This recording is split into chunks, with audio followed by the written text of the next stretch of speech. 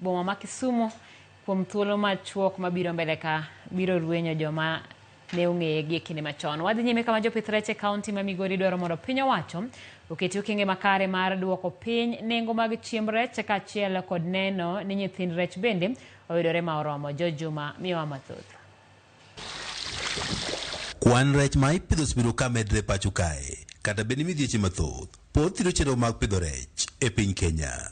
Piny Kenya ne rech maromo tan 26 kawuok e kuondego ma ipidho rech e pacho kae e higa mar 2023 ka ipimo kod kwanno maromo tan 18 kende manoyudi e higa mar 2022 kaluwore kod lipot nowuok kuom migawo mar pith rech e pacho kae.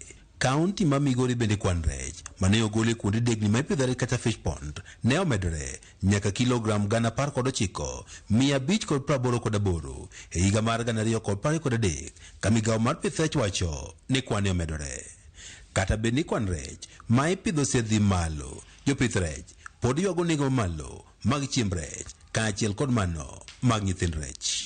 Chiemb rech no is a hectic nikech wan ji anyuolawa wan joma pod don't have pesa manyalo nyiewo go rech gamini chiemb rech. Koro kane better onego wan gilos kaka wanyalo dwango chiemb rech moloyo. Tumeweza kupeana equipment kwa wakulima wetu kupitia kwa vikundi ili waweze kutengeneza chakula chao hapa. Cha pili ambacho tumefanya, tumewasiliana na private enterprises, Dairy Feeds for example, ambao wako katika kaunti hii upande wa Rongo, wana uwezo wa kutengeneza chakula cha samaki. So we are trying to encourage local entrepreneurs waweze kutengeneza chakula. Nego malo mar bech chiemb rech osechuno kata moko kuom jopith rech mondo koro pith rech gi ka gitiyo kod yiende.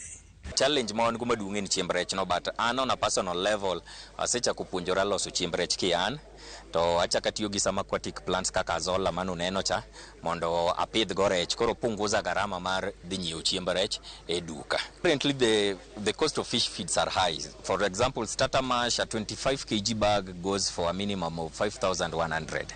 And that is something fish will use within a month. Jopith rech mathoth bende pod bedo kod pek ero nyithind rech maginyalo pidho e degnigi. Capacity margi pod ne piny to demand ni malo nikech nyithi rech idwaro inland ponds gi, nyithi rech idwaro e nam cages ma hatchery ka gomba hinya ni jogo man gi nyalo thuru waka. Let us wageruru hatcheries kendo ma standard ma quality magolo quality fingerlings mondo mi kik wabed gi situation machalo magi. Apisa maduong' e migano mare kaunti ma Migori Jojo Chola yango ni kinde mokalo yande gintie kod jopith rech mathoth, kata kamano kwani ne odok piny nikech nengo mamalo mag chiemb rech kaachiel kod nyithind rech. Samwa wuoyo ni chiemb rech idwaro e nam tidwaro inland ka kod dams be wachako to chiemb rech duto wa import from other counties kata from other countries. Nango okang'eyo nikech waonge gi production ka to market nitie madieri nikech en gima ki produce kata sama wuoyo ni wadhi nyiewo tons gi tons kech rech mane wasechiwo nje wachiwo rech 2 weeks mokalo mago man mamiyo joma tere pond to jogi te immediately dhi dwaro rech chiemb rech gidhi chako gi starter mass michako go rech matindo.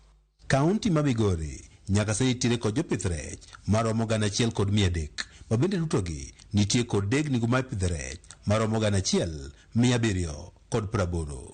Piny owacho mar kaunti ma Migori bende dhi nyime kod chenro mar pidho rech e yewnigo mane okuny chon to ne ojwang'. E bwo chenro ni piny owacho mar kaunti ma Migori keto nyithind rech maromo 50,000 e yewnigi mondo ojwang'. Jojuma, Ramogi TV, Migori.